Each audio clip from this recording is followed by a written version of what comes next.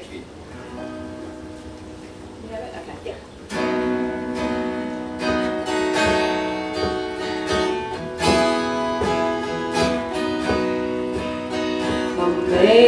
Amazing grace, how sweet the sound that saved a soul like me.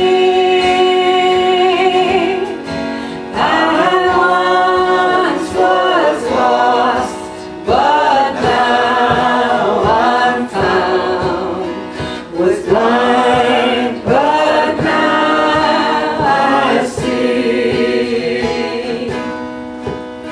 'Twas grace that taught my heart to sing, and grace my tears released. How precious did that grace appear the hour I first believed.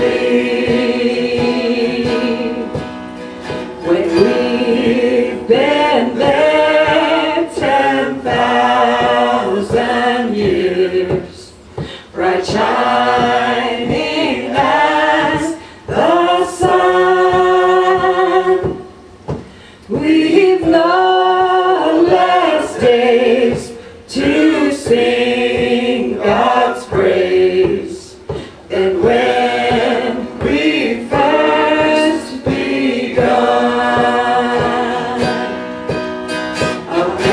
Amazing grace, how sweet the sound that saved a soul like me.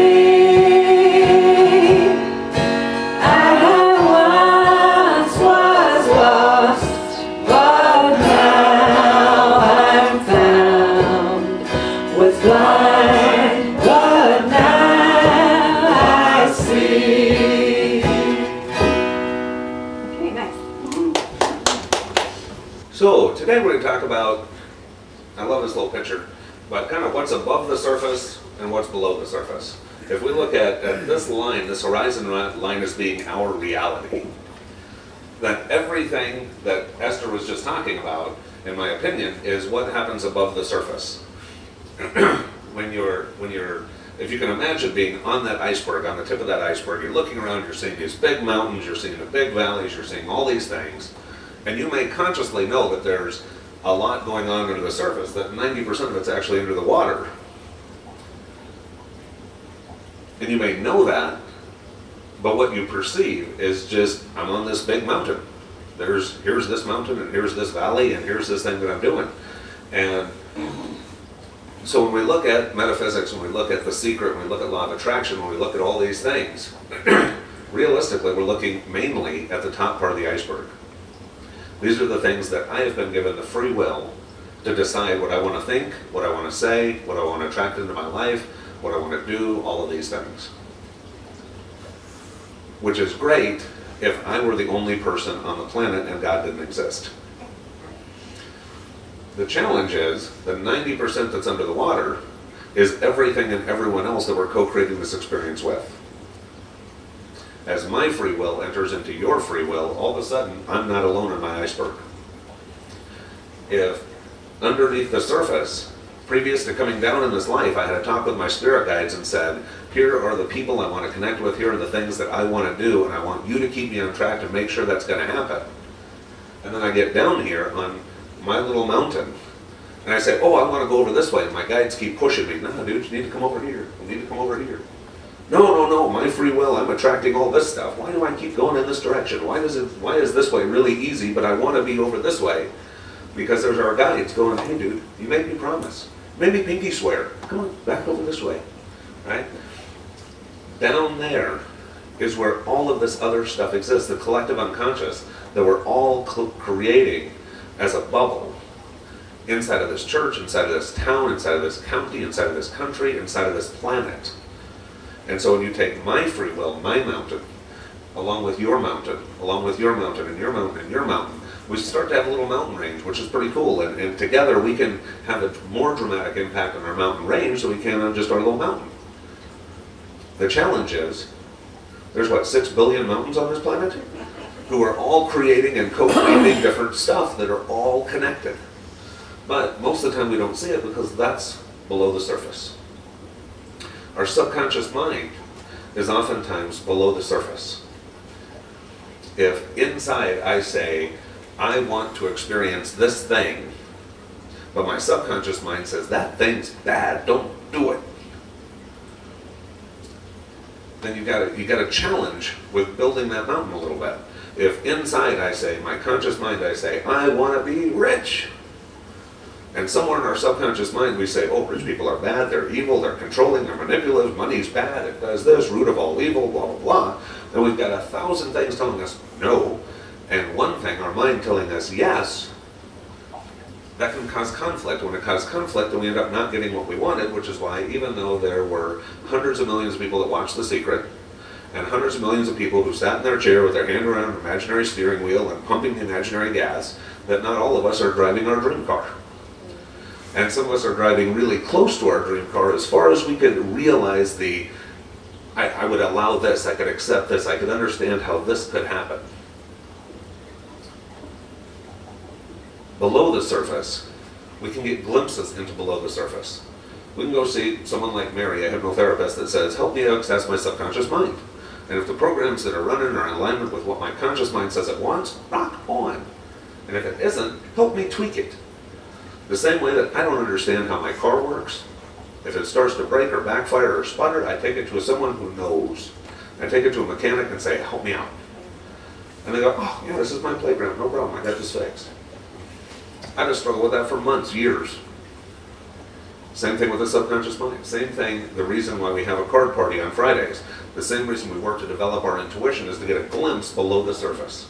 A glimpse into God's world that says, ooh, here's some things I need to look at. Here's some things that are really going on.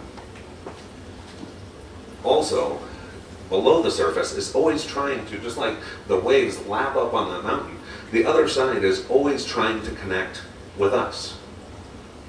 God is always trying to connect with us, our guides, our angels, folks that have crossed over already. All of these folks, all this energy are trying to connect with us. And then it comes to our free will, whether we're going to allow that, whether we're going to take action on that. Earlier this week, Mike was driving down the road in Georgia, a 2-lane highway, in a group with, was it 4 other trucks? 3 other trucks. 3 other trucks, cruising down the road. And comes to this exit, which would take him the long way around, that he never, ever, ever takes. And a little voice in his head said, dude, you need to turn. No, I don't want to, that's the long way around. Dude, you need to turn. No, no, no, that doesn't make sense, I'm going this way. Dude, you need to turn. And at the very last second, he turned, as he told the story to me this morning, and even took the corner a little faster than he wanted to, because he didn't plan on turning, but he decided to listen to that voice in his head. 5 miles down the road, a trucker on the other side of the road fell asleep, crossed the median, crashed into the group of truckers that he was with, and all 5 died. Oh. That little voice in our head is the other side trying to listen, trying to talk to us, wanting our very best. And then it's up to us to 1, listen, and 2, take action based on what we heard. It's examples like what Mike walked through this week that we go, wow, this stuff is real. This isn't just philosophy or theosophy or these belief system things. This is real stuff. Earlier this week, on Thursday, we picked up the folks from the airport. I picked up the folks from the airport, brought them here to meet their granddaughter. It was all this exciting time. And my little empath daughter was picking up on a mom that was overtired and on something going wrong with my wife, and she was just freaking out. I was standing right about there, right in the entrance between the kitchen and the dining room, and Mary said, Scott, take Trinity, I'm leaking. Well, I'm thinking, milk. I'm thinking, it's no big deal, the folks will understand. And she says, no, take her now, I'm leaking. And I looked down and saw a pool of blood. And I took my daughter and my wife ran into the bathroom, and we called the midwife, and we just were freaking out. And the midwife said, basically, there's one of 2 possibilities. One, because your daughter's blood type is my blood type, anything that's left in there of hers is going to be recognized by Mary's body as being foreign and it's going to get flushed. And this happens about a week, week and a half after somebody gives birth, completely normal and natural if it stops. If it's just a gush and that's it. If it's not, it's a hemorrhage and she'll be dead within 15 minutes. Oh, okay. All of a sudden, I wasn't on the top of the iceberg anymore. All of a sudden, I wasn't sitting back saying, with my wife bleeding, well, I wonder if I'm attracting this into my existence. God, I'm not in alignment with this outcome, so make a different one, please. I wasn't looking at any of those things. I was diving into the deep water. Hitting my knees saying, God, please help my wife. I don't want Mary to die. I don't want Trinity to know her mom only through the picture she had when she was holding her, when she was an infant. Instantly, I went to God, as I believe everybody in this room would. When major things happen, all of a sudden, this philosophy of only the top part of the surface, only the I think it, I say it, I become it, this is how the law of attraction works, this is how manifesting works, this is how blah, blah, blah, which is great stuff. It's great. I'm not downplaying it. It's great stuff for the top of the iceberg because that's what we can control. And I think it's great stuff, but there's times that we need to go deeper than that because there is so much more going on. When we know that God absolutely loves us, and we need to ask, there's so much else going on. That when we look at that part, that's where we start to give thanks. Because if everything was just the top part of the iceberg and everything in my existence I was 100% responsible for because it was based on my thoughts, my words, my deeds, that's it, and good things happen in my world, hey, that's all on me, I did that. And if something bad happens in my world, then I must have screwed up somewhere. And if it was something really bad, then I must have screwed up a lot. No. There is a purpose to everything because below the surface is where everything else and everyone else and God is.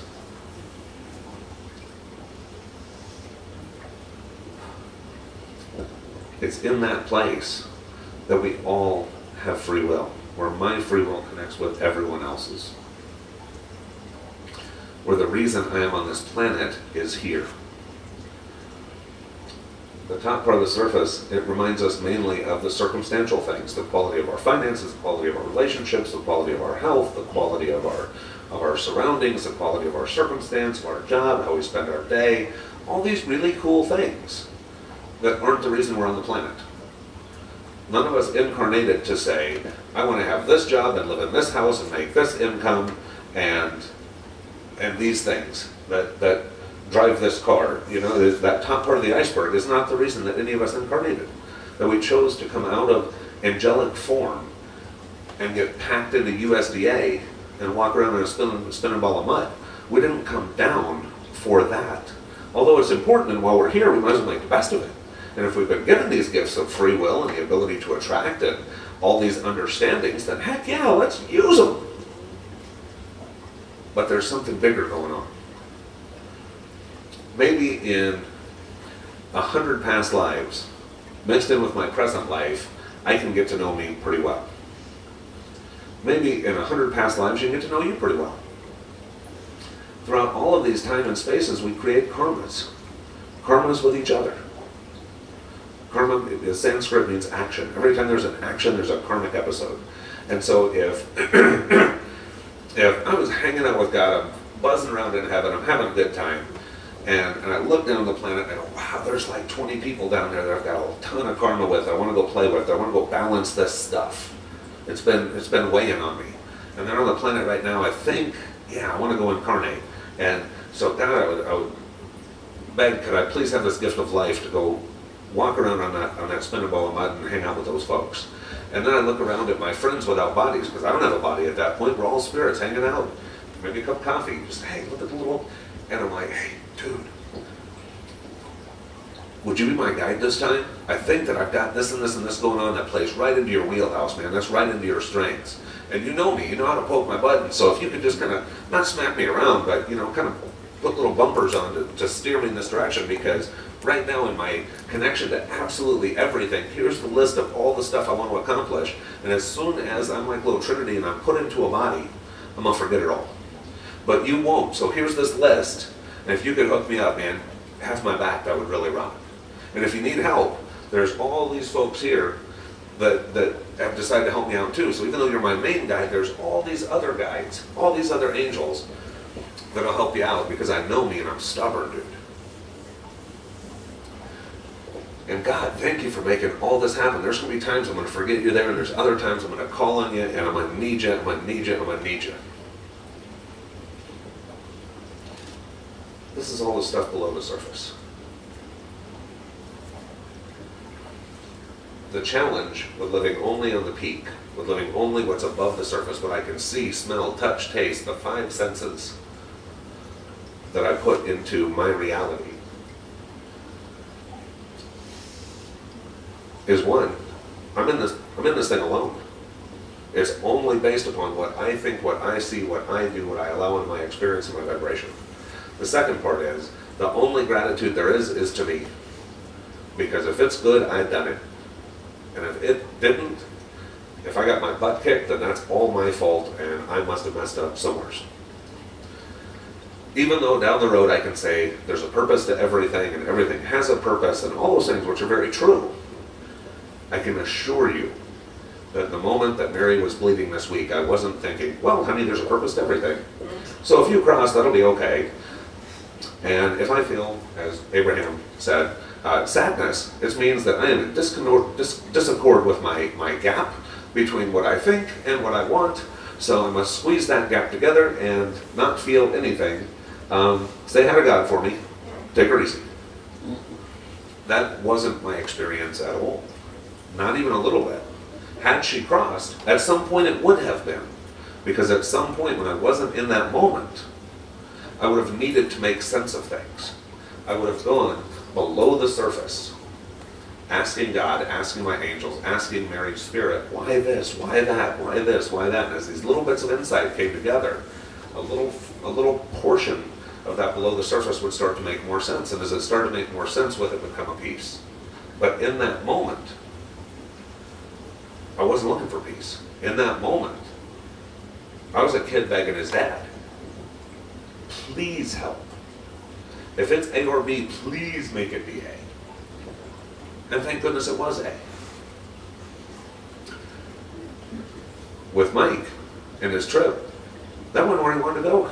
Didn't want to go down that road. That was the long way. Well, sometimes the long way is the short way.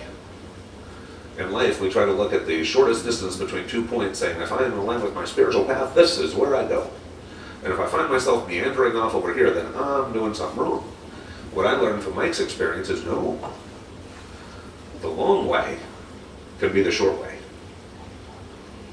Because I guarantee you, if he'd have stayed on the short way, he still wouldn't have been at his destination.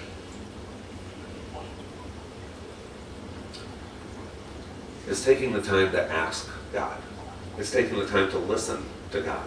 And it's taking the time to take action in what we feel inside we're being guided by God to do. Because even though we have control over that top part of the iceberg, we can influence that directly. That's my own little island. That's your own little island. Looking at the perspective, how much of that is mine, how much of that is God's? How much of that is on this side of the veil that I can experience with these senses? How much is on that side of the veil that takes the other senses to try to connect with? Now as we back up even further, we see that it's all the same chunk of ice. The only separation is where that water line might happen to be in that particular moment. Our perception of separation. This is above the water, this is below the water, it's the same iceberg.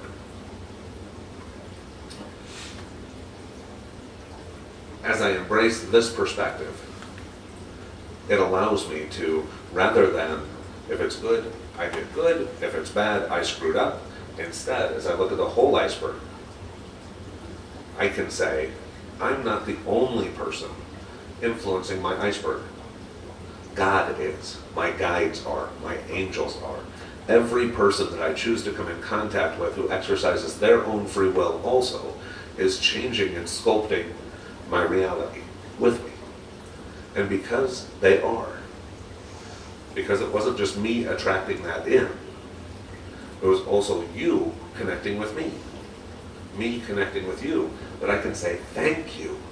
Thank you for the part that you bring to my life that would be absent without you there. Thank you for all the prayers that you've answered, and thank you for all the prayers that you haven't. I can also say, thank me for asking the question and for listening, for doing my part.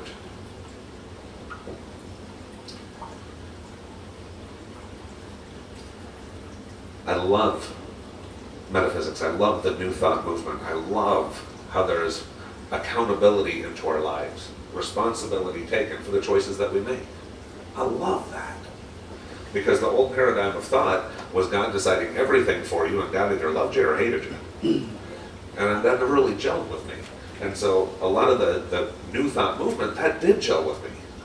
Because if I think murderous things, and I watch murderous things, and I go commit murderous things, that's going to take me on a whole different path than what God might have chosen.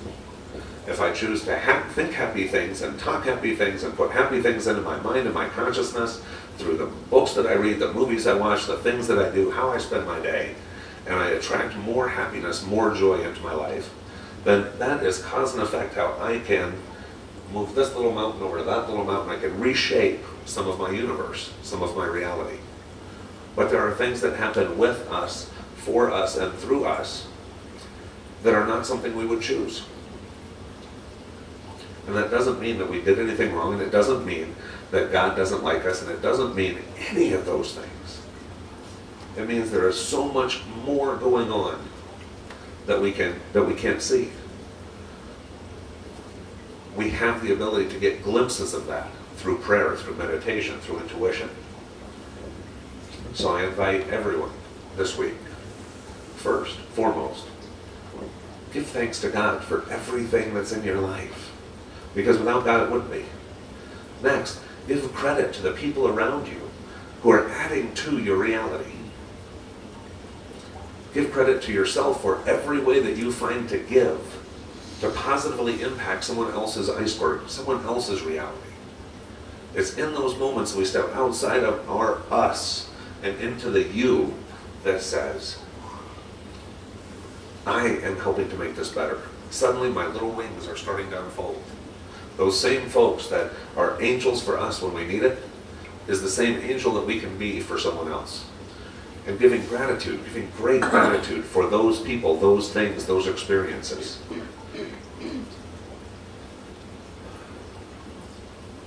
And with that, we begin to struggle less against life, seeing more in the harmony of how the whole thing works in together. When's the last time that any of us just sat down and had a good conversation where we thanked our spirit guide? Not asking for guidance, not asking for, just, dude, you had a rough job, man. I know that I am one thick-headed dude, and I know that when I get my mind made up, and I've known the gentle nudges, and I've known the bigger pushes, and I've known the spiritual 2x4, and I've known all these things that you've done for me to help keep me on track. That you're not doing to me. I gave you the list of what I wanted to accomplish. Thank you, God, for everything you do and everything that you've given, the people showing up at just the right times in my life. Thank you. It's in this place that gratitude comes in. And it all begins to make sense together. With that, we'll turn the time over to Mary.